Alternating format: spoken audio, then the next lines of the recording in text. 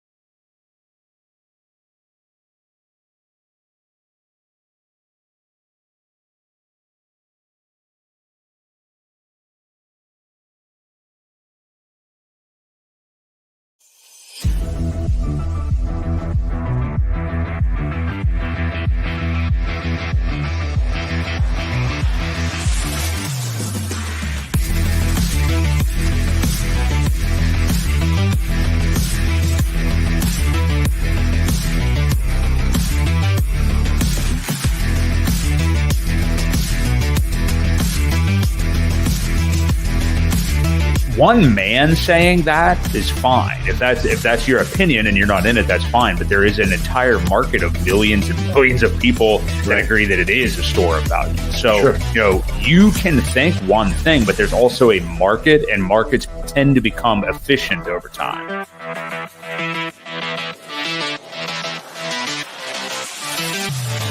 We do know that you will always get paid in Hex on a daily basis. And that is truly the miracle that we call Hex, because it is trustless interest, trustless yield. Nothing will stop that contract from running. Nothing.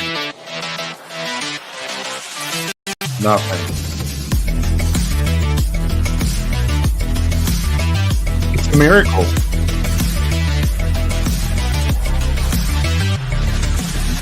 It's close to midnight, and something evil's lurking in the dark. Welcome into the Creed of Crypto live stream. How you doing? My name is Broke Boy Crypto. I have here with me, as always, my friend and co-host Crypto Ewok. Welcome into you guys here as we advance here deeper into the spooky season, October 23rd. Sean O'Malley, Djinn Moonboy. We had a guy named Praise God in here earlier. I don't think it posted publicly on YouTube, though. Welcome in, everybody. We have a big show for you tonight. We're going to talk about, if we were just now, which obviously we've been doing this for quite a while, almost too long, but if we were to start DCAing into the PulseChain ecosystem again, just how we would be doing it. Which token would we want to be accumulating the most right now? Would there even be one that we want to accumulate the most? Would it just be split over the 4 or 5, depending upon how you look at it? Would we be looking beyond those core tokens? What would we be doing? So we're going to get into that because there is going to be, we're getting to the point. We're in Q4, getting deeper into Q4 of 2024. 2025 is when things are really going to pop off. And, new people coming into the ecosystem are going to want to have some idea of what exactly to do here when the candles really start going green. So because of that, we do have a poll question for you. What PulseChain token are you accumulating the most right now? Pulse, Hex, they only allowed us 4 options. So Hex, it could be Hex or eHex or both, whatever you decide.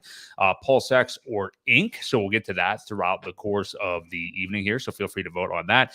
We have that and a lot more. Getting a dip in the market overall today. We got the corrupt SEC versus Richard Hart case actually taking place. The motion to dismiss hearing is next week on Halloween Day, 8 days from today. So a lot of stuff to get into. Hit us up with your questions. We'd love to talk to you guys as well tonight. But Ewok, how are you doing this evening? Another fabulous Wednesday. Sideways markets, but I am getting excited to what you just brought up, and that would be the Richard Hart case.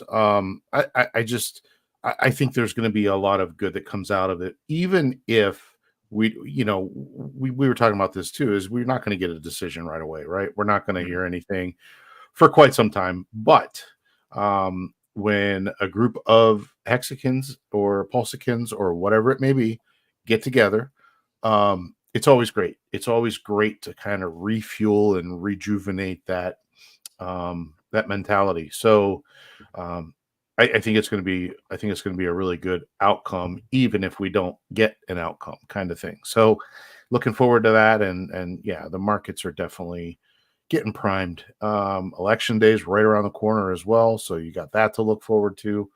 Yeah, lots of good things about to happen. So hang in there, folks. If you're worried about nothing going on, we're getting there. Yeah, it's going to get real juicy real quick. You're right about that. The court case next week, which again, yeah, we're not going to hear anything obviously on it for weeks, if not months. But just to see what the turnout is, see what some of the after events are and things like that. We have over 200 people that have RSVP'd to actually go to attend the hearing in person and stuff. So, I mean, we're going to have boots on the ground. We're going to hear from Nuclear Herbs. RG3 is going to be there. I think Crypto Coffee's making it in. There's a good amount of people and great representation from this community that will be there. So that's going to be awesome. Even if we're not going to hear about the actual judge's ruling until, maybe January or something like that, it will be really interesting to see what we get here. So that for sure. So hit us up in the chat. We want to hear from you guys. We'll probably talk. Maybe we will get to, we didn't really put anything down about the election, but boy, are we ever getting to the nitty gritty. I'm honestly extremely thankful that it is over within 2 weeks because I'm sick of the ads. I don't want to see them anymore. It's insane. It's infiltrating my life. But in terms of the market, and our mailboxes, man, I'm sick of the text. junk mail. God, how much paper and the text messages too. How many times you have to text stop? I'm going to make it an automatic response. Yeah, and I feel like reporting it as junk doesn't do anything either. I do that too. So no. Bitcoin right now. So we're sitting a little bit over 66K, a little bit of a pullback today, although it has looked bullish in recent days. Ethereum, absolute and utter trash. The ratio has gotten even worse. I think it was at 0.037 a bit ago. It's at 2,500 with Bitcoin at 66.3. So looking, continuously terrible is Ethereum, which this is the funny thing. And, I was going to message you this today and I forgot, but we had a clip from last week's stream with Axis Alive that aired, I think yesterday. And it was about could Ethereum, I think I titled it could Ethereum only get to 8K this cycle? And Axis made his case for 15 or 16K and how long it would take and what would need to happen for that to happen.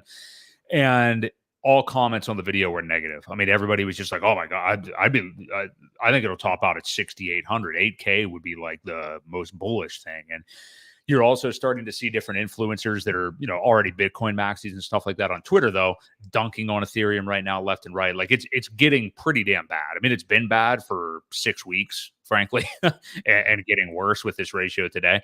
But I mean, sentiment wise, it's total goblin town basically for Ethereum right now. So we can look at both of these and, where we think things are going to go. But of course, we've really been focusing on when will Ethereum ever catch up with Bitcoin? What's it going to take here for this ratio to close? So I like your thoughts on that particularly, but we can also just talk about where Bitcoin and this market could go the rest of this year. Well, I was just pulling up the historical Bitcoin chart. And I wish I had one. Let me look for the one that is the historical chart with halvening on it, because it'll give you a good idea. Bitcoin chart with halvening. So I think, let's see here. Sorry for the dead air, but here we go.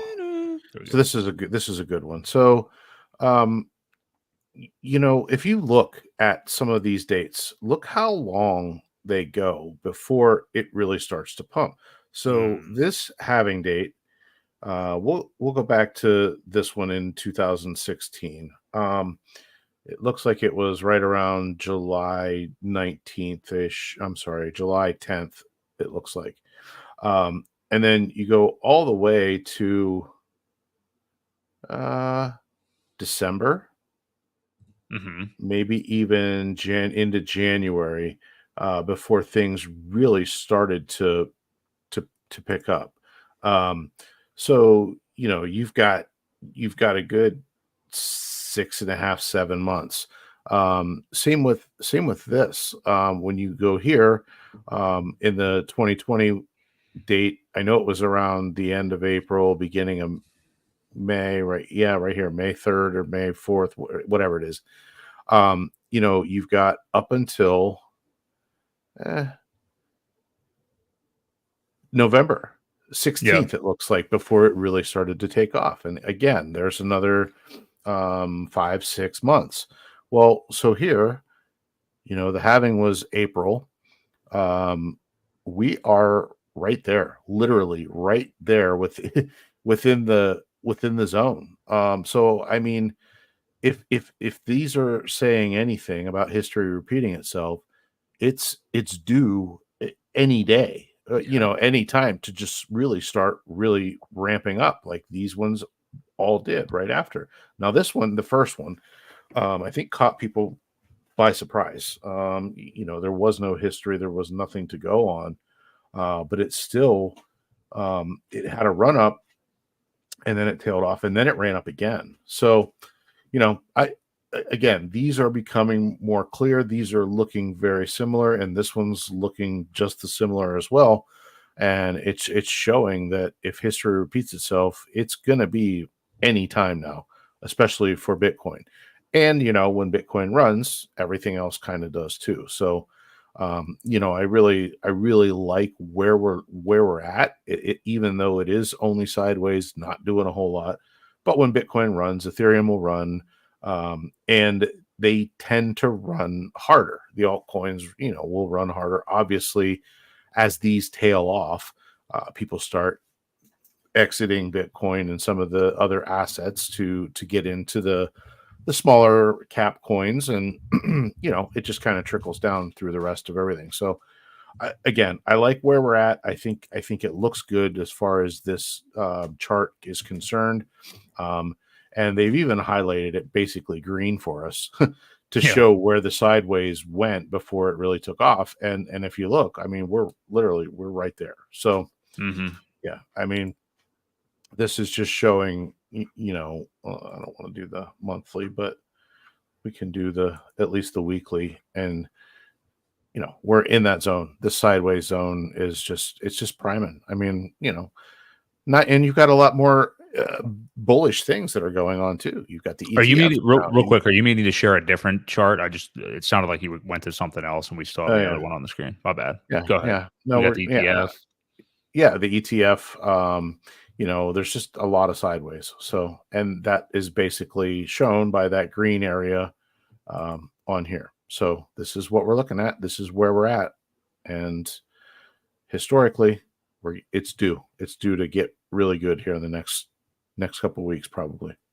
Really, the next couple of weeks too, and that would jive with what a lot of people have been saying for quite some time. That like November timeframe, October, November, December. These things are ranges. I mean, I know people sometimes get frustrated with people that chart stuff, and it's like, well, you change your mind. You always change things. It's like, well, yeah, the market is also fluent. It does change, but we're still within that range of time. Like you said, if you want to assign actual storylines to it, we got the election finally over here in 2 weeks, and honestly, I know people aren't going to want to hear this, but I mean, I think regardless of the result, we're going to get bullish because it's just a time frame. Like it's just like you just illustrated, it's the time frame. Obviously, we're wishing for a certain result that is hopefully, knock on wood, increasingly likely to happen here if you believe polls.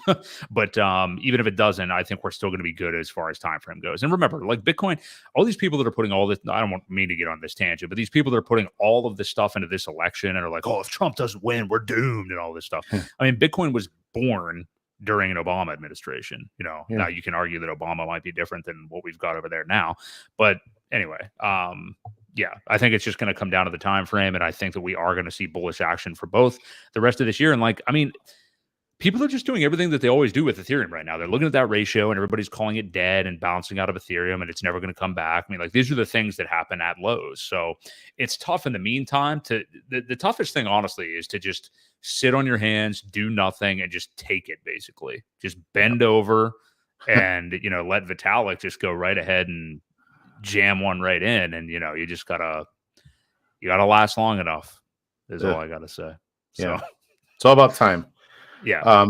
I'm seeing in the chat here there's some decent questions. There are. I wanted to wait on Michael Freeman's because I think it is dedicated like almost a segment to it. But yeah, I was gonna say, if you guys have any good questions, we don't have a whole lot of topics tonight, so post them up and we will get to them. I see you've already starred them, so don't think we aren't answering at the moment, but we will get to some of these questions. I just wanted to let everybody know that. Yeah, we will definitely, Michael, help you out with that here in a little bit, but stay tuned for sure.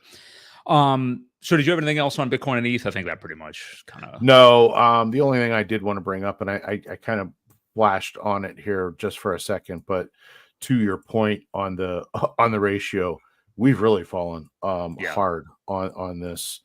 Let's go here and here.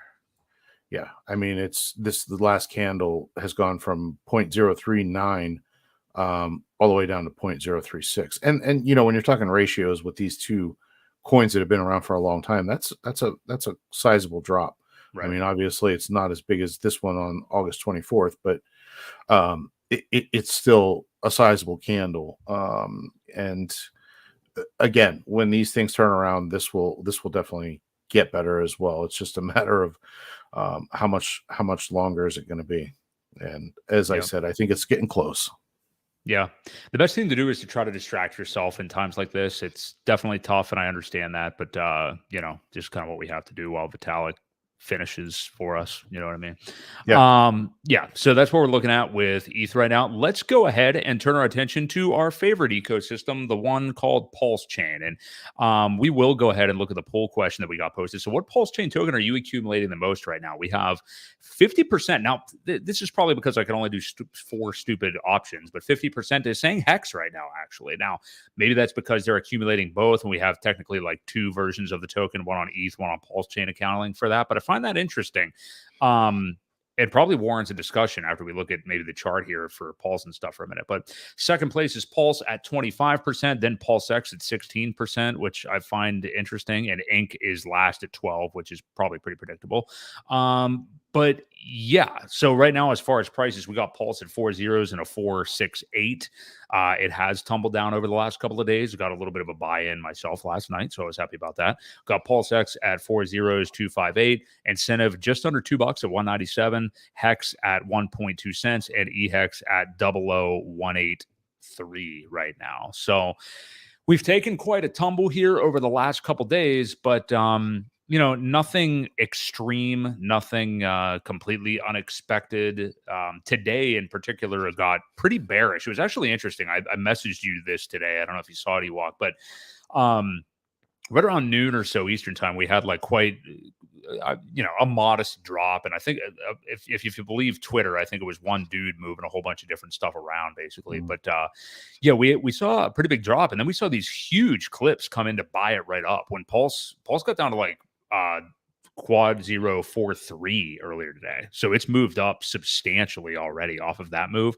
I found it really encouraging that like whenever it did wick down to that for a short period of time, we just saw like there was a $500,000 clip that came in from one person, and everybody started buying it back up. So does that mean we'll never go below there again? No, I'm not saying that, but it's interesting that like that looks like a level that some whales are definitely interested in buying and interested in defending.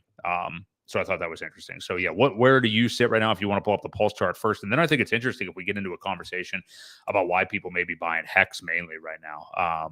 But yeah, if you want to take a look at Pulse, because I was looking at this chart earlier today, and I mean, at these levels, I mean, we do have price history here. So I don't think this necessarily means we're returning to all-time lows or anything like that. But, it is what it is. It's not too big of a drop. Well, we do have a lot of history, actually, because back here in September, it was resistance in this area. And then once it caught through there, it flipped to resistance. To support.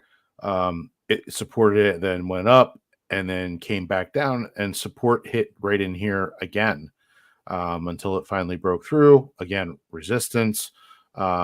And we're kind of playing around this level. There's a lot of price action, right in this range here between the 4.3, 4.6 area historically. So yeah, I didn't see the one thing that I did saw. I got a alert something about somebody bridged over quite a bit of money in one big clip as well. But I didn't see this, this wick down and then buy it back. I didn't catch that earlier today. So I mean, there's obviously support at these levels, whether it be limit orders or people just kind of defending this area and don't want it to go lower. It would be a Well, it'd still be a higher low. It still is a higher low at this point. So, yeah, I just think there's people stepping in to defend the price, whether it be, um, a bunch of people small, or a bigger whale that doesn't want to see it go lower. They're both possibilities, but yeah, I mean, I think we're looking at some good support. Again, there's a lot of structure at these levels. When you look at where we're at right now, and you go across here, there's been many touches on it. So, and that's just here since May. And then you go back historically, there's more touches here, and then back here as well, even into September of 23. So, yeah, I just think it's Axis brought the chart up last week, I believe, and his shows the, amount of volume, amount of buys, the buys and sells in those ranges. And I remember seeing this area was quite thick. So, we like them thick. So yeah, we like thick areas. Yeah. Yeah. So, while it's not fun necessarily that we've dropped down here on the pulse price. I mean, it is, something that could have been expected, and it's not like it was that huge of a drop off. So definitely continuing to accumulate. I mean, really, that's been the big picture. I mean, as long as it's below SAC rate, the minute that I have fiat available, I'm getting into the ecosystem right now. So you got PulseX there. I pulled PulseX up, and these are all going to show very similar. Now, if we look at the ratio between PulseX and Pulse, it's having a little pullback as well, but still hanging in that 0.55 area. So, that hasn't changed a whole lot. And I'm really okay with that. I mean, I'm okay, Yeah. if it's going to pull back against Pulse. I mean, this chart, as you guys can see, has been up only. And if for those of us liquidity providing, like we've talked about a shit ton over the last few weeks, I'm okay with that ratio just hanging out right in there, so we can keep getting that sweet ink, without fearing impermanent loss in the short term. So, so let's pull up Hex next. Yeah, let's do that. This is the monthly. Let's go to at least the daily. There you go. Yeah, it's been super bullish over the last couple of weeks. It has. So again, I think I said last week that this cool off period is not a bad thing. The one thing we don't want to do is probably get down below a penny, because there is some support here. Oops. Where was I? Yeah, about right here. Yeah, there's some support from back here, or resistance at this point, that it finally did break through. So hopefully we can use this as resistance now or support to bounce off of and go back up again.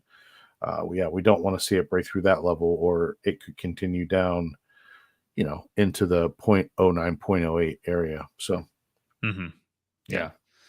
And then we can pull up incentive and see that it's probably doing very similar, as all of these kind of act accordingly. But this one looks a little bit different. There's a little different, but you don't have that green candle today. It's still red. So, right. What about, you want to pull up EHEX real quick too? Because we are getting, I wanted to highlight this. Maybe we just kind of transition into this conversation here as well. But I like this comment from Turk Montana. I'm only buying EHEX. That's the best buy right now. I mean, like, ratio wise, I don't know that he's wrong. I mean, like, even though EHEX has come up pretty well over the last couple of weeks, it's still in a good buy zone. And I know there's people out there that will, swear against it and are never going to buy it. But you and I have never been that way, really. Now, not necessarily. I guess I understand if you don't want to DCA into it anymore based on things that have happened. That's totally fine. I've still been doing it modestly, but to ignore it as a commodity and think that it's not going to pump as well, I think is obviously a mistake. So, yeah, you're right. Same kind of pattern with EHEX here too, though. Yep. And again, we're finding support, hopefully in some of these older areas that we've touched before. If it holds, that's a good thing. If it continues down, then we could go back down into some of these other lower levels. Yeah, and either way, I mean, it's still playing short-term time frames, and I'm really wanting to DCA into all of this stuff right now. Yeah. But yeah, we are seeing similar patterns. I do think it's interesting. Yeah, EHEX, you can make an argument for incentive token too. I think that, and somebody said about Pulse like being one of the better ones to DCA into. I mean, yeah, it's probably looked the weakest compared to some of these other ones. Like certainly, it's weakened against Hex, Pulse X over the last few weeks. So yeah, even though it seems like the boring thing maybe to just buy Pulse, I think that is an interesting comment. I forget who it was that said that. But to look at like what a couple people are saying in terms of, yeah, so here was NJ Dub. So coin to be buying is either Pulse or EHEX relative to all the RH tickers. Both are less than 100% up from their all-time lows. Other three are still up a lot. I mean, yeah, it's an interesting way to do it. And maybe we can just like get into the overall idea of how to DCA in and get to the main topic since we're looking at the charts anyway, because this conversation right here and what he is saying is a little bit different from what I would say if like you were not even exposed to the ecosystem in DCA. So Right. looking at this first, I wanted to ask you this, Ewok, because I always kind of don't trust myself to do this, but like, for example, he's saying like, hey, these look like the definite weakest tokens. If I have new money coming in right now, these are the ones I'm going to get into at the moment. And maybe for the foreseeable future, that's what I'm going to DCA into, assuming all other things equal, I guess, like Well, assuming that you are comfortable with your allocation otherwise. so here's something really cool on Go Pulse. If it's got the 5 minute frame, it's got the 1 hour, 6 hour, 24, but it also has the all-time low. It's a neat tool to use as a reference guide of kind of what he's saying.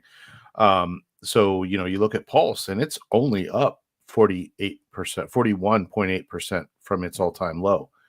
You got incentive up almost 400%. You got Pulse X up almost 192. The two low ones though are Pulse and Hex at this point. Now, it doesn't measure the EHEX, but you Right. can pull the chart up and take a look at it. But this is a good reference point too for the PulseChain stuff to take a look at and see if it's an easy way to look. Well, where are we at from the all-time low? What hasn't grown as much as the others, and this is just a nice quick reference tool for that. So I don't know if people were aware of that all-time low button or not, but it's there. That is good. And I think in terms of EHEX, it's probably worthwhile just to look at it ratio wise compared to Hex, maybe. I think maybe, it's a little bit different. Obviously, if you're looking at its percentage from all time low, it's going to be a bit different from these other tokens since it's a cycle in. Yeah. But yeah, that ratio is certainly interesting as well.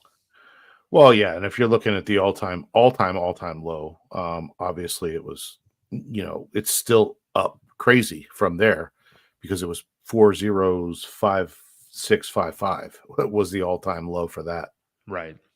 So to kind of go on that point though, from NJ Dub, like, have you ever been one to like look at, and of course, prior to PulseChain being around, there was really just Hex. But if you're ever like involved in an ecosystem or looking at this right now, would you ever take this kind of approach and say like, okay, well, I'm pretty much equal everywhere else. I'm for the foreseeable future until things turn around, I'm going to ape into like this stuff only?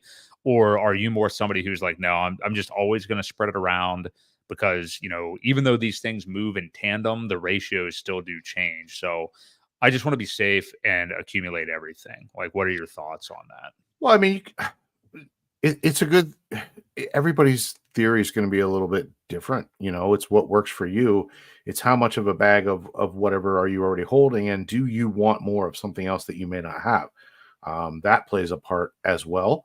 I mentioned it to you just from providing liquidity with the Pulse X pair, because it's grown from the time I invested. I've lost some Pulse X.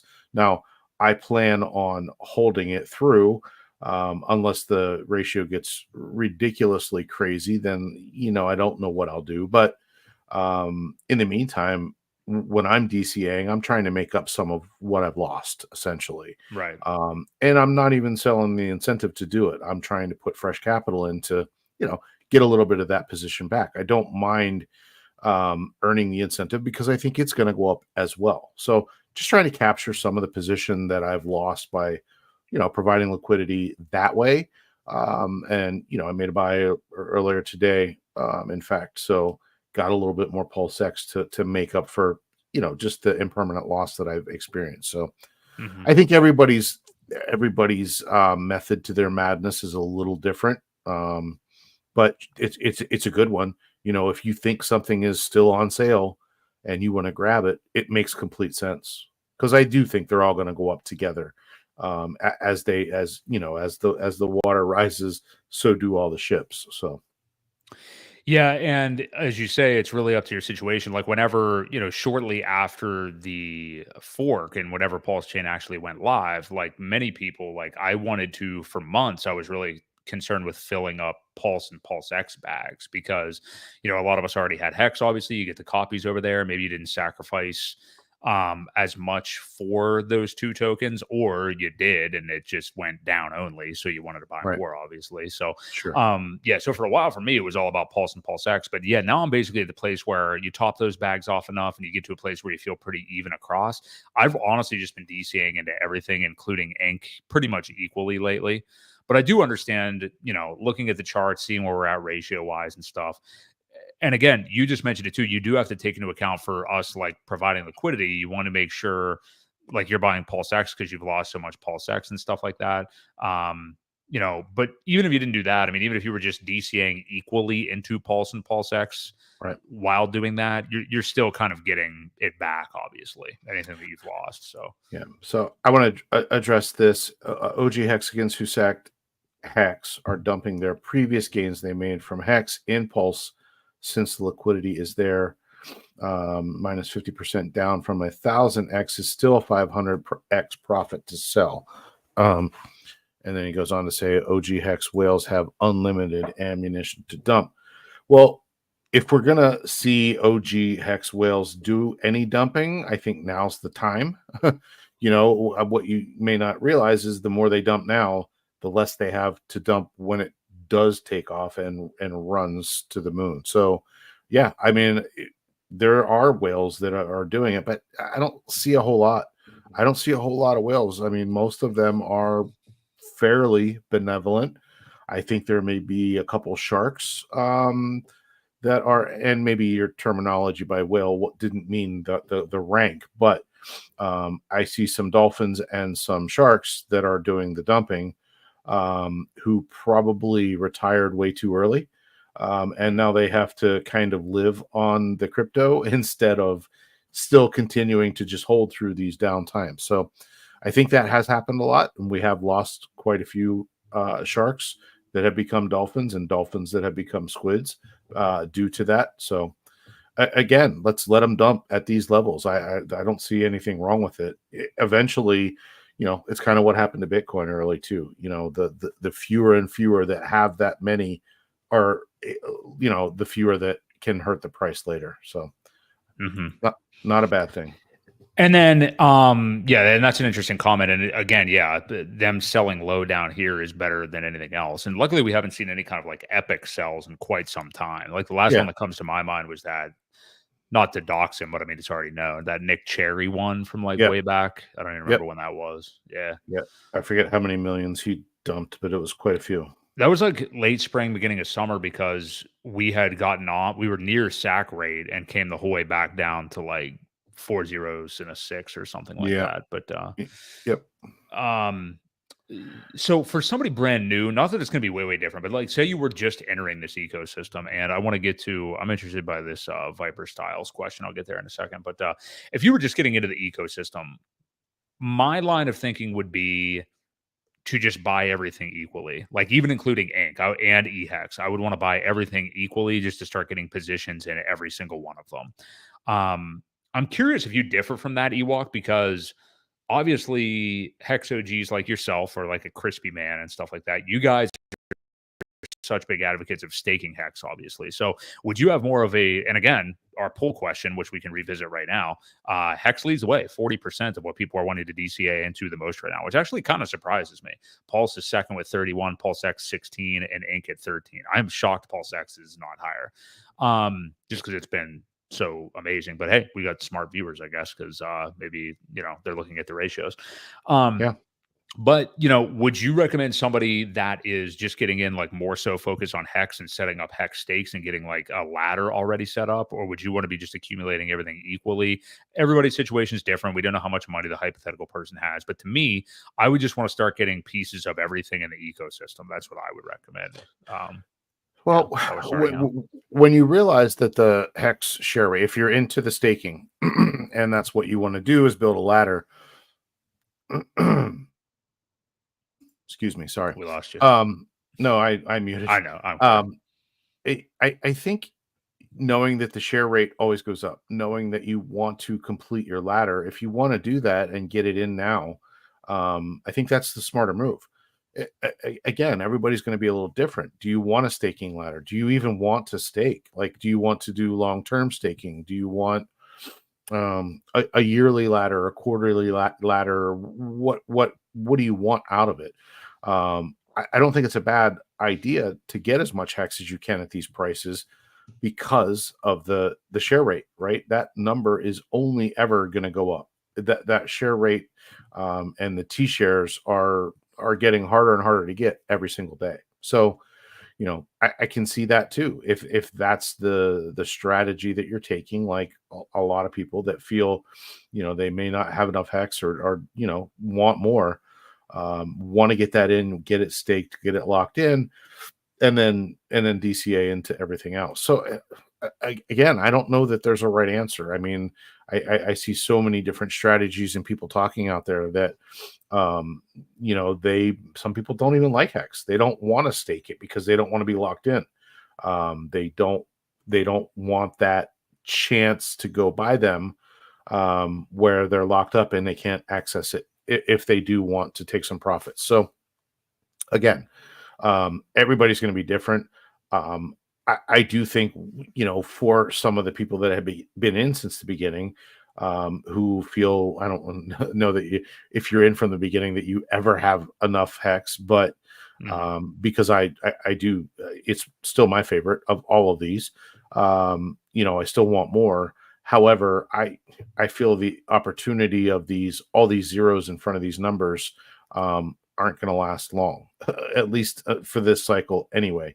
So getting these while you can and capitalizing on those while still ending some stakes and restaking the yield and the principal both, because at this point I don't want to get rid of any of it, so I'm just going to throw them out even further as far as my hex goes and just continue to earn it. There's going to be a lot of people, and I think a lot of people forget the early end stakers are giving up so much of that big payday bonus. There's so much of that's going back to the stakers that are doing what they said they were going to do. I saw somebody earlier today or yesterday ended a stake. It wasn't crazy early, but it was early enough where they took quite a big penalty. I think they had sent 1 million hex in, and it was almost up to 10 million in value with penalties and yield and everything like that. And they only got back maybe 500,000. So they took a substantial hit. But again, the people that are staked will get all of those penalties. Well, half of them anyway. So, I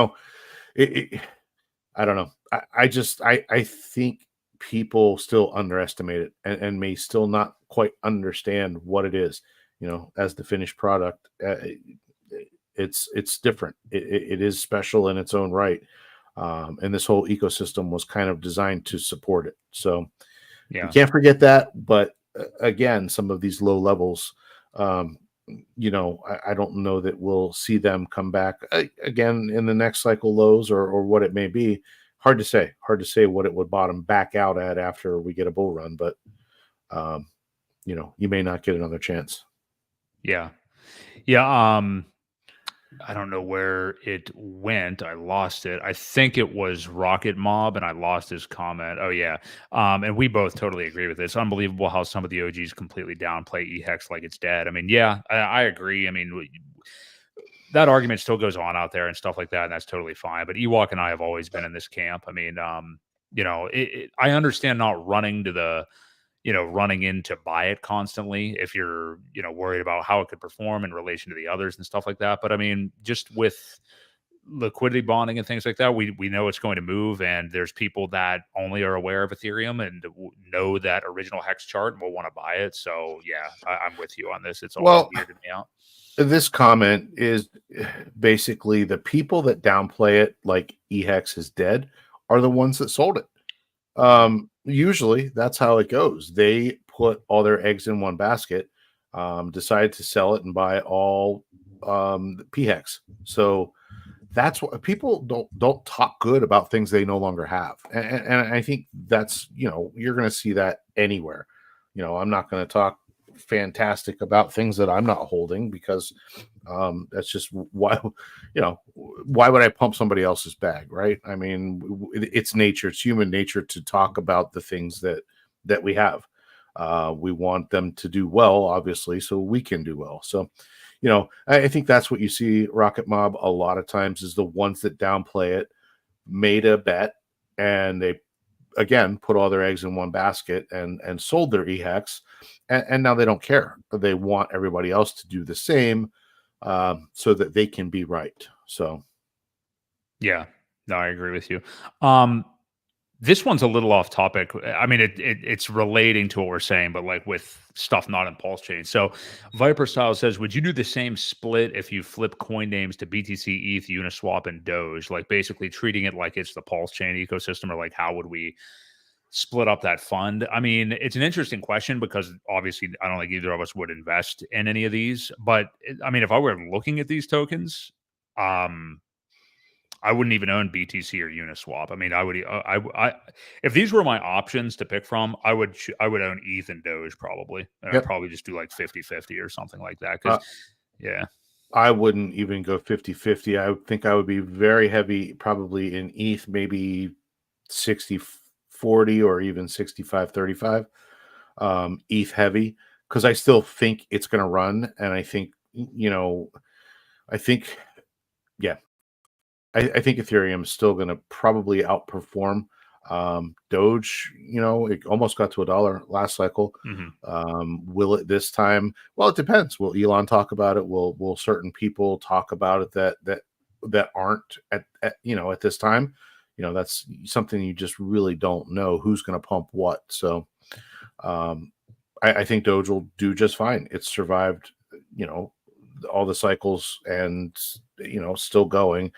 Uniswap doesn't have, so when you compare Uniswap to PulseX, it doesn't have the same features as PulseX. It's just a duct tape token that doesn't do anything. It does nothing.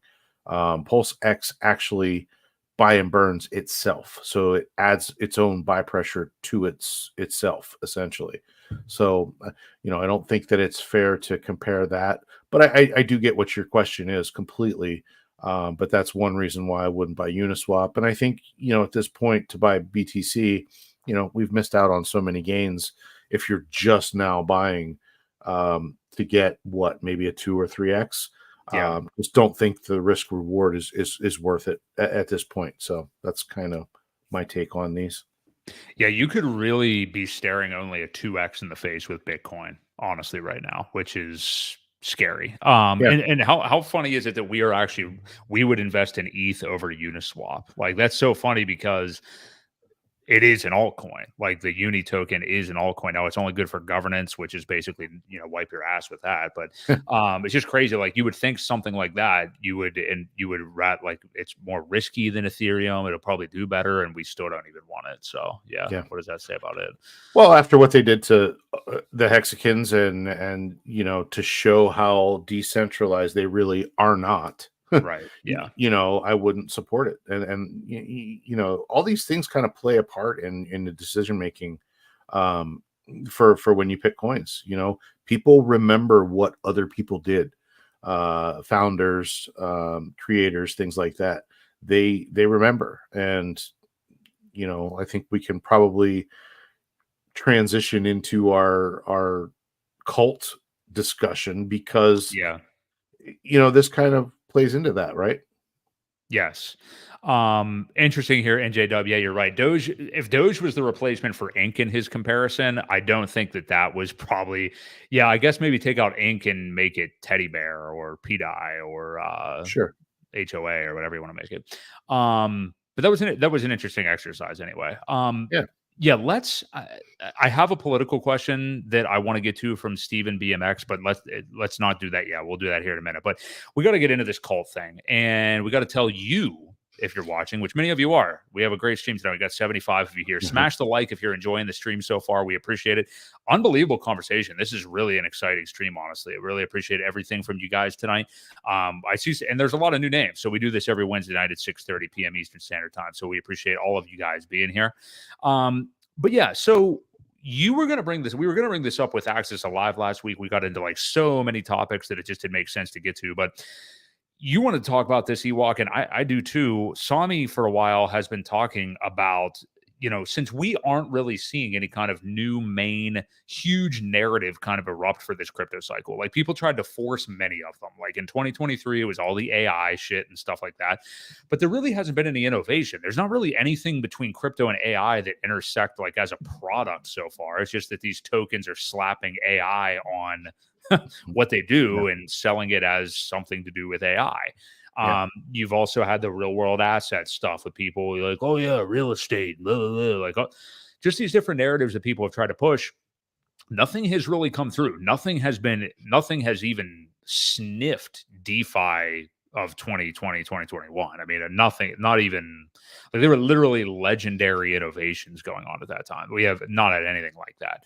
So really the cycle so far, to many people's chagrin, has been about meme coins, which they in general like already kind of have a cult connotation with them. Like memes are cultish, like that's the way it is. Like a meme is an idea, cult is part of a community. I mean, that's just, they kind of go hand in hand.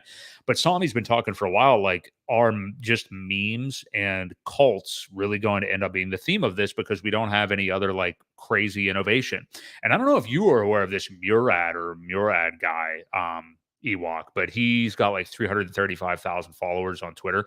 He's been out gushing about this idea as well that Sami's been talking about. Like he's all about meme coins, not just because he likes them. He said like, this is where I think this cycle is going to go.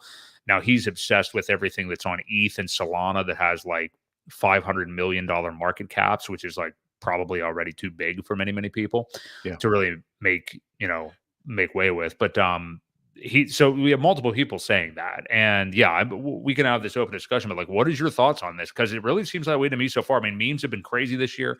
Obviously the Solana ones have been trash for the most part, just because there's too many people doing too much on that chain.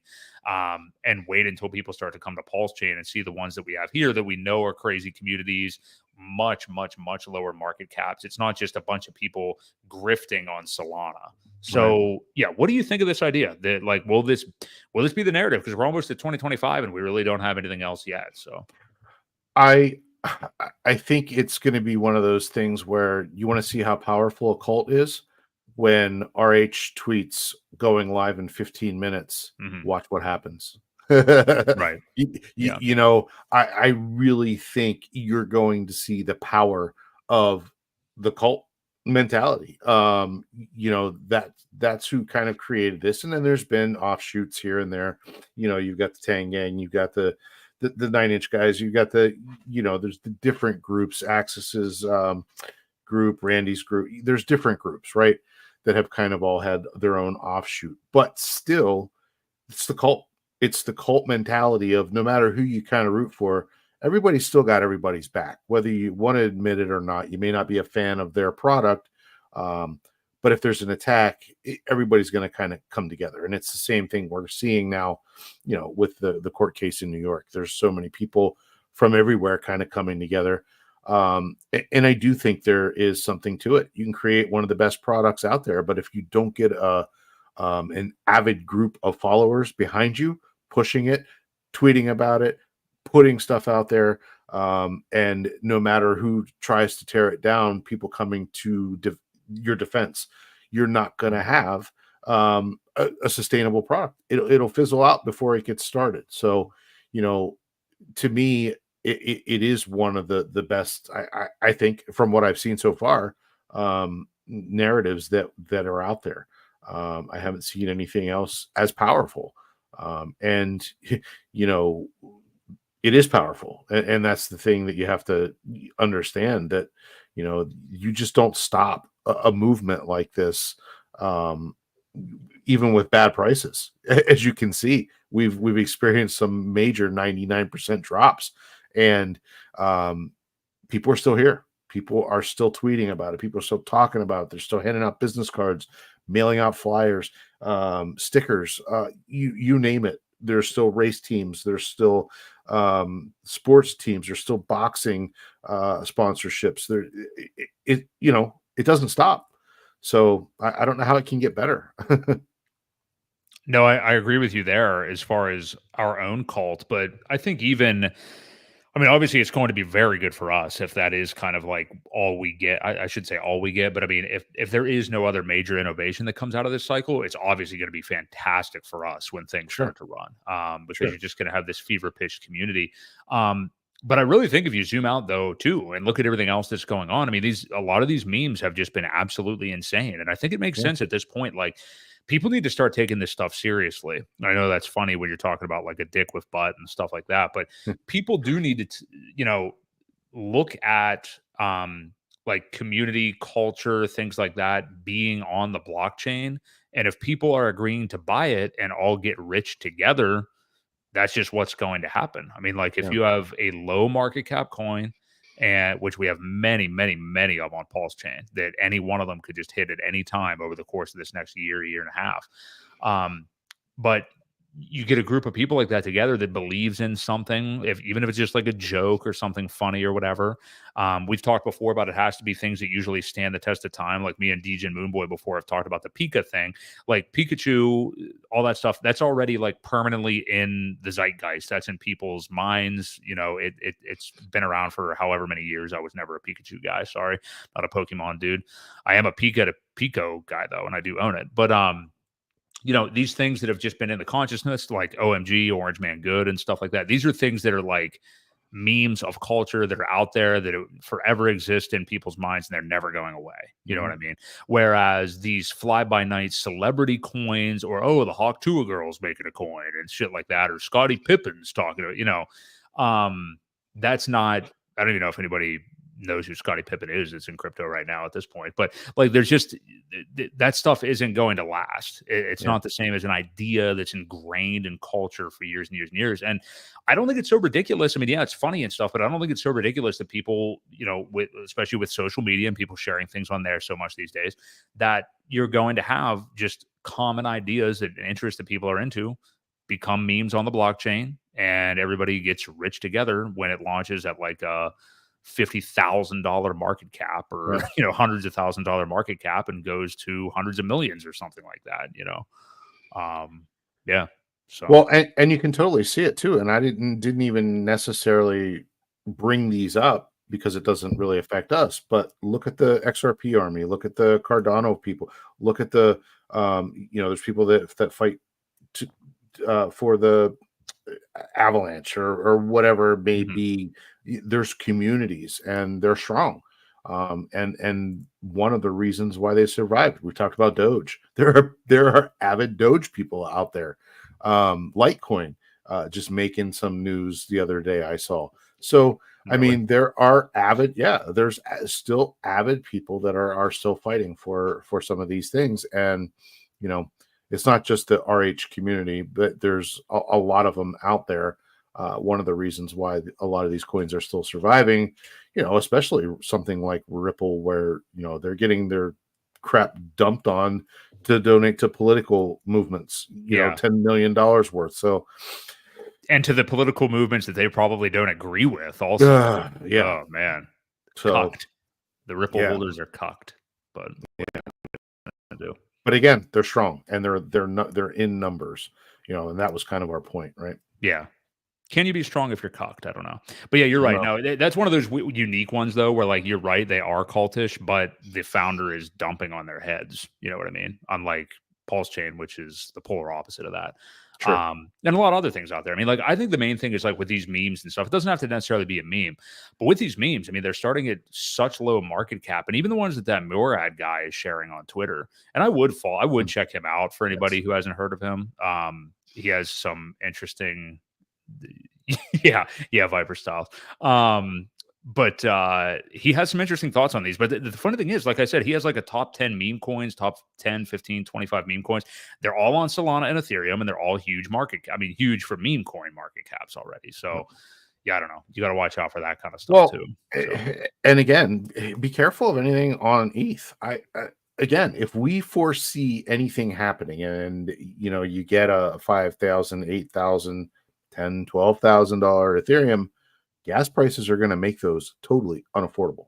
So that will evaporate as quickly as it started, only because you can't transact, right? So, you got to be careful of these new things, and people that are, we thought even had learned a lesson by seeing what happened to the Hexkins last cycle. Therefore, PulseChain was created, and now you've got people going back and creating these new things on Ethereum. I'm like, were they not here? Like, they were part of this community when that happened. Why? I don't get it. So anyway, yeah. No, I'm with you.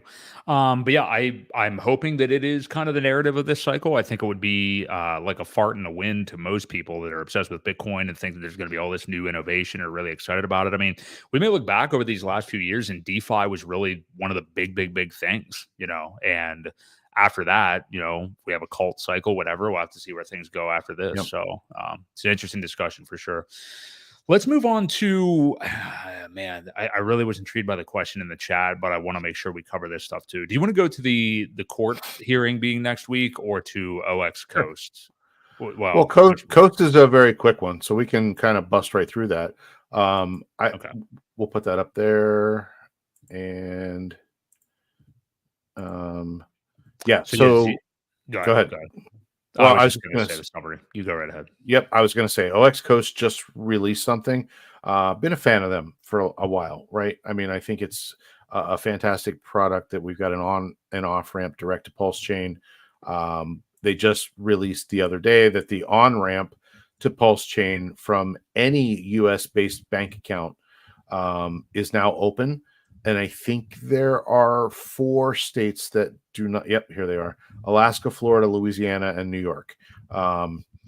Your bank can be located anywhere, but residents of these states are not allowed to participate. So they also have a product with Old Glory Bank, which makes it super nice and easy to open an account, fund your Old Glory Bank account like you would any other bank account, and send it direct back and forth to Coast. So as a payee, you can on ramp, you can off ramp. I've done it as tests, and a decent amount back and forth. I off sent it into the bank account to make sure it worked, and I put it right back in a few days later just to make sure that it was working. Smooth trans. Obviously these are banking institutions, so you do want to wait until Monday through Friday, usually during normal business hours, for them to go through. They go through pretty quickly. If you do it on the weekend, well, you might have a day or two to wait until the weekend's over. One of the only bad problems, but beats the hell out of a 5-day wait for Coinbase or anything like that when you're trying to wait for a decent amount of money. So sometimes a week actually for Coinbase. So 5 business days, I should say. Oh yeah. So yeah, this is very exciting. These guys are doing great things. Their customer service is top notch. I had a little bit of an issue where I didn't read the directions like I should have. When I was talking to you the other day, I mentioned that. And for those who like to read instructions, here's this. And it's because I didn't follow the instructions and I did something I shouldn't have done. But again, reached out to Stoic and the team, and they immediately fixed it that morning, like right away. So great customer service, great product. These guys are awesome.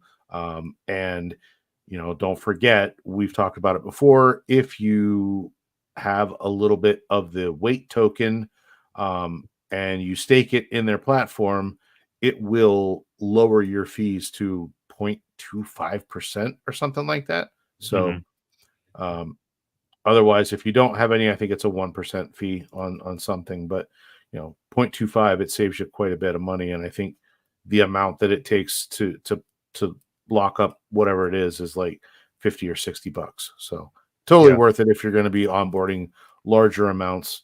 Buy yourself some weight token and lock it up to save yourself some fees. And at this point, I know you've long been a proponent of Coast, and thank God they are back. I mean, they had that downtime for a few months, Yeah. but they really have kind of become like, if you were onboarding a new person that had a fair amount of cash into the ecosystem, that would be probably the best place to do it, because especially if they are a bit newer to crypto, it's a tougher sell to an extent, even though they're probably going to need to learn this skill. It's a bit of a tougher sell to be like, okay, register on Coinbase or Kraken or whatever it may be, send your fiat into there, buy ETH or USDC, send that into your wallet. Like with Coast, it's much more coasty. I mean, you have a bank account, you can just send the money, ACH transfer out of your bank, basically right on over to Coast, and you can get right into the ecosystem, get it straight into your wallet. So I think like for people that are newish to crypto and are open to the idea, it's probably a safer entry point, Yeah. or not safer, but like easier for them, I guess, to understand, Yeah. And you can mint right into, you don't even have to put it into the Coast token, the CST token. You can buy from your cash in your account. Once you deposit it, you can buy right to Hex, PulseX, and I think Incentive as well. So you can buy any of those, or you can put it in the Coast token and then use Piteus to do a swap. Again, it routes through the stable pools pretty well. So, the ratios are good. There's just decent liquidity to do that. So yeah, I think it's great. I think it's a great product. They've worked their ass off to get things back up and running. Again, with some redundancy now too. They're offering the different bank accounts and whatnot. So. And if they get that done, and you don't even have to worry about necessarily getting an Old Glory account, you could just use whatever bank you currently have. Now, it may not work for your local credit union or something like that, but if you have, one of the not even prominent, but like a known national bank, and they have, you can get through there with that. I mean, man, that's just going to open it up for everybody at that point then. So. Yeah. I like the Old Glory aspect though, because from any account you can wire money into that account and have it specifically for that. Then you're not, and they are familiar with Coast, right? So you're never going to have a transaction stopped because they think it might be fraud or whatever. Right. Some of these banks are very particular on what you spend your money and where you send it to. I've had transactions to Coinbase blocked because they thought it was fraudulent. And you miss a decent opportunity if there's a dip. So, that's one of the reasons why I like the Old Glory Bank option. Super easy to open the account, super easy to fund it.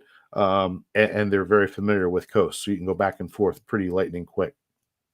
Yeah, you're right, because maybe that'd be adding an extra step if you did this, but to basically send something from your personal bank to Old Glory Bank and then just put it right into the ecosystem from there, I think it's probably a good idea too. So, sweet, good stuff from Coast as they continue to improve. So that is that topic. Next week, though, something that you viewers may be familiar with is there is a motion to dismiss hearing between the corrupt agency that is the SEC versus one Richard Hart and his alter egos, PulseChain, Hex, PulseX, and whatever else they want to pretend is his alter ego.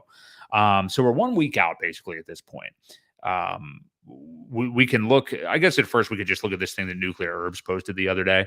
It's really a nothing burger, but at least it was curious that apparently on the court's docket, they just have not had the hearing up there. And then actually just today, literally hours ago, they uploaded the hearing schedule. It's still scheduled for October 31st, Thursday at 2 p.m. Eastern Standard Time. So all that is still set.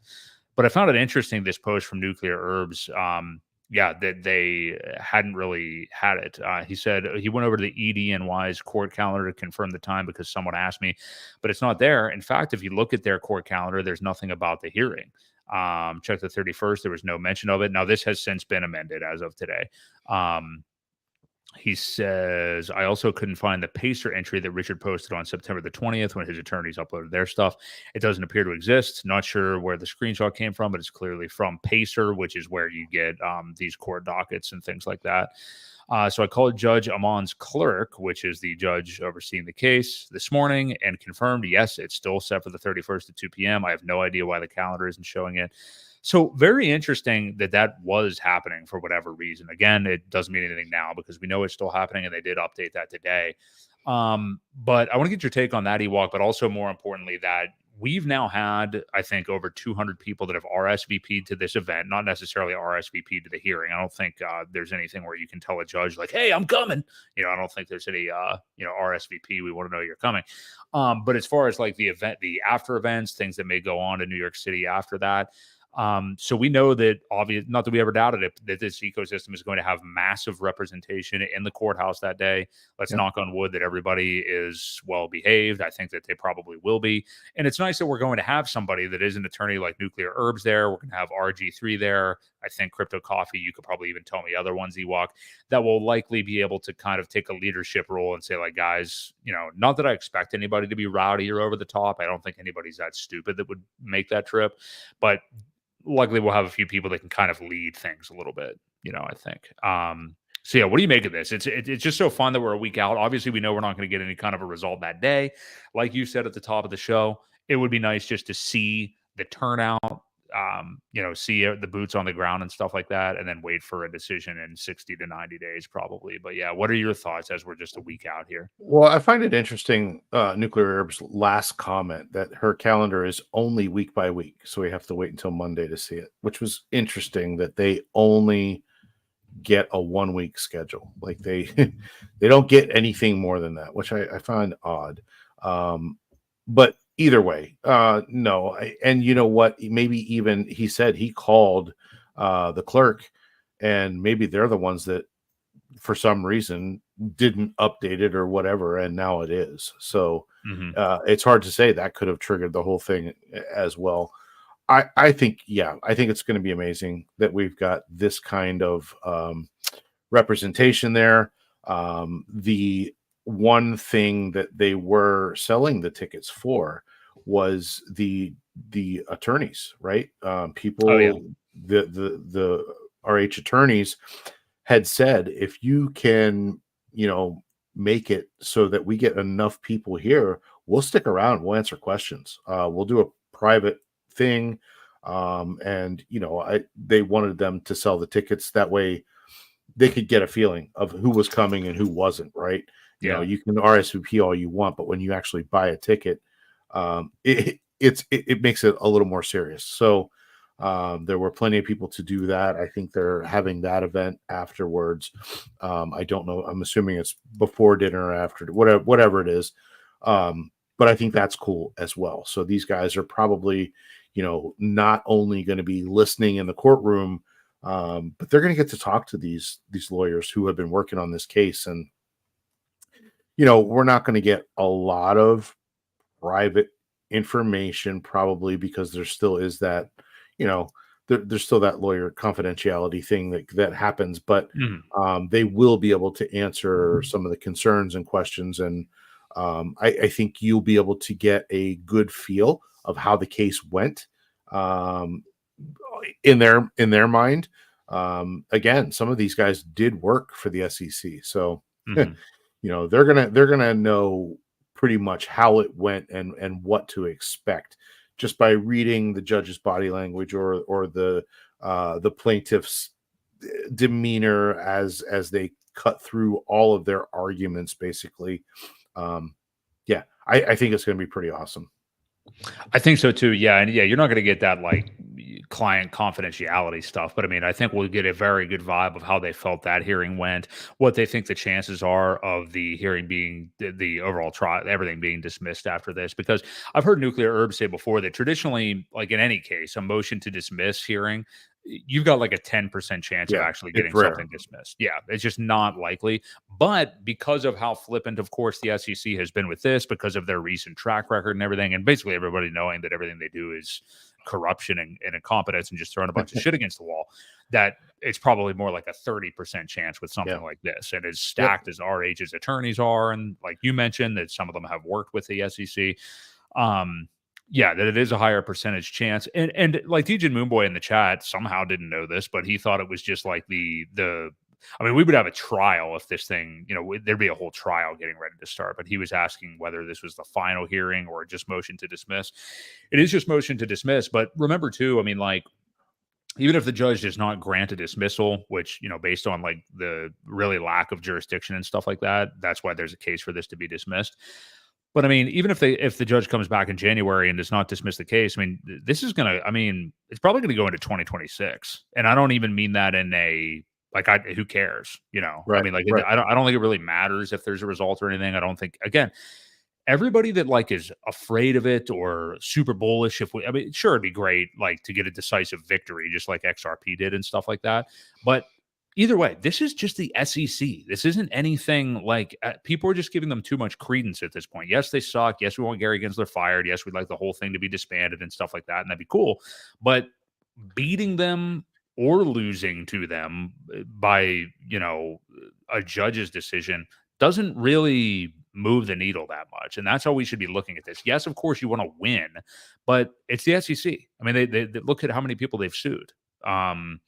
You know, and they're not like any kind of a legal entity or anything like that. It's just their opinion, which is fraught with all kinds of mistakes and stuff like that. Yeah. So I think we just need to stop taking them so seriously. I mean, it's cool that obviously Richard is taking the lawsuit seriously, but we as investors don't really need to be worrying about them. I mean, you know. So maybe you have a little more insight, but I don't think this is so much about it being a security or not. I think the case was brought for misappropriation of funds. Was one of the big things that they brought up. I, I I don't know the fact of it's whether it's a security or not. Well, just what I think he's specifically asking, like, no, nothing at all about anything in their complaint is being brought up on the 31st. I guess, like, in a way, if you want to look at it, whether they have Right. jurisdiction or not is being brought up. This has nothing to do with the trial. Like, not all of their complaints are irrelevant on the 31st. This is purely Right. about Richard's This attorneys. is motion to dismiss. Right. Is it going to be dismissed or are they going to hear it? And that's Yeah. what this one is about. They're not going to really discuss that type of stuff. They're going to decide whether they have jurisdiction or not. And if they claim that they do, then they'll probably get something. Well, we won't know, right? We won't know for 60 or 90 days whether the judge decides to have continuance and let this thing play out, or she dismisses it. So that's where we're at. That's what this hearing is all about. Yes, bingo. Mr. Chinks, yes, Michael Liftick is a beast. We both saw him. He was the one that was in front of Congress a couple of weeks ago there at Ewok. Yeah, I mean, I have the utmost. I mean, I have so much faith in these guys. Yeah. I'm very, very confident. I mean, let's be frank. You don't have to be all that educated with this stuff to beat the SEC's claims, but these guys are very, very educated. And of course, with somebody like Richard Hart, like who he's going to employ to represent him, you know, he's going to have the best and make sure they have his understanding. So,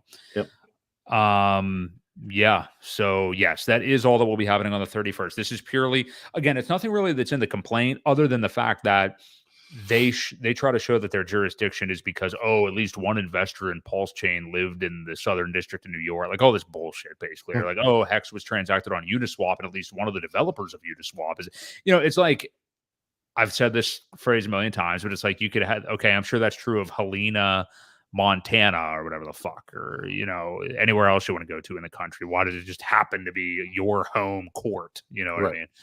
Right. So yeah, they have a legitimate argument with the jurisdiction. We'll see where that goes, but it's neither here nor there. Nobody should get really upset if this moves forward to a trial. It is likely to still do that, but we got gains to make next year. I don't give a shit about the SEC. So yep. Yeah. pretty much. Cool. Well, I think that pretty much wraps us up on that. We got a week out from that. It'll be really exciting to see. I don't have any other topics I want to go over here other than one that I saw in chat earlier, if that's cool with you, Ewok. Yeah, that was beyond all or no. Hold on. I started whatever it was. It was a political one. I was going to answer the MetaMask question Oh, quickly well, I from think Michael I think Freeman. people did. I noticed a whole bunch of people, which shout out to all of you who did. I think everybody. Oh, there he is. Yeah, he just commented again. But Michael Freeman, let me know if you got your question answered because I saw a whole bunch of people reaching out to you, and I think they basically got you. But go ahead, Ewok. Well, it's a quick answer. I sacrificed for PulseX, only now getting excited again. I have the new computer. Can I ignore loading MetaMask and instead use an alternative MetaMask with seed phrase? Absolutely. You can use. Many people are fond of Rabby. Many people are a fan of the Internet Money wallet, which is already set up and ready to go for PulseChain. There are other options. You do not have to use MetaMask at all. So, yeah, I'm glad they answered your question. I probably started doing something else and didn't see, but yeah, Rabby is a big, popular one with many people. Yeah, and I did see a lot of people jump in to help him, so thank you guys for that. And I'm glad you're getting excited about the ecosystem again, man. We have a lot of exciting things to come. Maybe we can wrap up with this Sure. because my throat's starting to hurt and it's getting my little throat hurts. So Stephen BMX says thoughts on if Harris wins the election. I'm hearing if their Democratic if their Democratic administration they plan to crack down severely on all. I mean. No, I don't think they're really going to do anything. First off, in the short term, if she would win the election, maybe there'll be like some bearishness from the market. But I mean, in terms of Bitcoin, like we talked earlier in the show, in terms of Bitcoin and everything following the 4-year cycles, I think we're going to be right on track. I don't think it's going to hinder anything. Yes, obviously, having people who are, actively against certain thing within crypto is never going to be good or better than people like I don't even know. I know Trump talks a big game about crypto, but let's just say that he didn't care about it at all and just was leaving it alone. That's really what we want. It's just somebody who is just like, I don't care about this. You guys do whatever you want, whatever. It's these people that are actively that don't understand it, like the SEC, that are actively campaigning against it. Don't forget Gensler, of course, is a Democrat, and Jerome Powell's a Democrat, and all these people that are printing the money and stuff. Elizabeth Warren and the people of her likes also getting involved and having more power to save their bank buddies. Elizabeth Warren, yeah, she is. Sorry to interrupt you, but she is utterly disgusting. I mean, she is a rich fat cat. Just disgusting human being. That in the name of helping people out is basically keeping us all under her thumb so she can continue to get rich off of her dying currency. So, I don't know. Kamala's doing this whole thing right now where she's trying to like be cool with the voters and stuff and pretend she's into crypto. I mean, obviously we don't believe that at all, but I do wonder she's going to have enough on her plate. I don't think there's going to be any kind of like extra crackdown on anything with crypto. It's always been Elizabeth Warren that's going on, like this hack just going on about anti-crypto army and all these stupid buzzwords. I don't think that would be in Kamala's best interest. And I do think we are genuinely seeing kind of a melding of the two sides a little bit now. Like, I don't want to get way into this, but I mean, you're starting to see Saturday Night Live start to make fun of both sides again. I think people are finding Trump more palatable this time around than didn't before because we already saw 4 years of them, and it's like, oh, the world didn't blow up. People hate Joe Biden, people hate Kamala Harris, people hate Trump. I mean, they hate everybody, but I mean, that just kind of makes Trump even more palatable to people. So I know I'm going off on all kinds of tangents here, and I'll shut up, but I don't really think we have anything to I don't think we have anything to worry about if she gets elected. I don't want her to get elected, but I'm not going to act like the future of crypto hinges on who the president is. That's the whole point, kind of. And actually, quite contrary, if they continue to print money like drunk fools, we're going to benefit, and everybody else is going to lose. So, by all means, keep printing. But did you have any thoughts on that, Ewok? No, just these guys making fun of my age. I'm not 73, by the way. Who the hell is saying D-Gen Moonboy? Oh, okay. Well, that's okay, I guess. He's allowed to. I didn't see the Deaton Warren debate, but I would love to. I'm sure she got absolutely owned, Mr. Chinks. That would be an embarrassment. Yeah, she is a complete and utter fool. Drunk wine grandma. Yeah, Yeah. crazy stuff. So that's where we are. We got 2 weeks until this goddamn thing is over, this election. So good riddance to the campaign ads and stuff like that. You guys go out, do your part, vote for who you think is the best representative for our country. I can't imagine who most of you are voting for. But yeah, that's all I got. I don't want to get into any other topics tonight. I think we could push a couple things to next week. But any final words from you, Ewok? No, man, that pretty much wraps it up. Yeah, just make sure you vote. I don't care who you vote for. I mean, I do, but I don't. You have that freedom. Don't get complacent though by looking at polls, thinking that things are already wrapped up. It really, it will make a difference whether you think it will or not. Get out there and vote. Yeah, that poly market, I don't believe that shit for a second. I mean, like, for Trump to be up like 70-30 or 65-35, yeah, by no means would I ever take that as like, oh yeah, it's in the bag, don't worry about it. I mean, hey, look what happened to Hillary Clinton. That's what everybody did last cycle. Every single poll, oh, Hillary's winning the election, no doubt about it. And surprise. Sure. All right, guys. Well, hey, this was one of the best chats I can remember of all time, honestly, today. Yeah, you guys were active and engaged, and we appreciate it. And just make sure you like the video, subscribe if you haven't, and we appreciate it. Yes, we do this every Wednesday night at 6:30 p.m. Eastern Standard Time. Like the video to support Real DeFi. We appreciate all you guys. I would shout people out, but we've had so many. Mr. Chinks, Michael Freeman, Viper Styles, Turk Montana. That was a great joke about the grandmother thing. Saw Philly in here for the first time in a while. He's been busy. Good to shout out Philly. Sorry about the Phillies. DJ and Moonboy. Viper Styles, I may have already said that. Hex Girl, so many more. Appreciate all you guys. Checks my pulse, of course. And take a break with Jake producing the show. We appreciate you as well, even though you're not watching and don't even really produce the show for us anymore, but that's okay. We will be back next week, same time, same channel, right here, 6:30 p.m. for Crypto Ewok. There's been Broke Boy Crypto on the Creed of Crypto live stream. See you guys. See ya.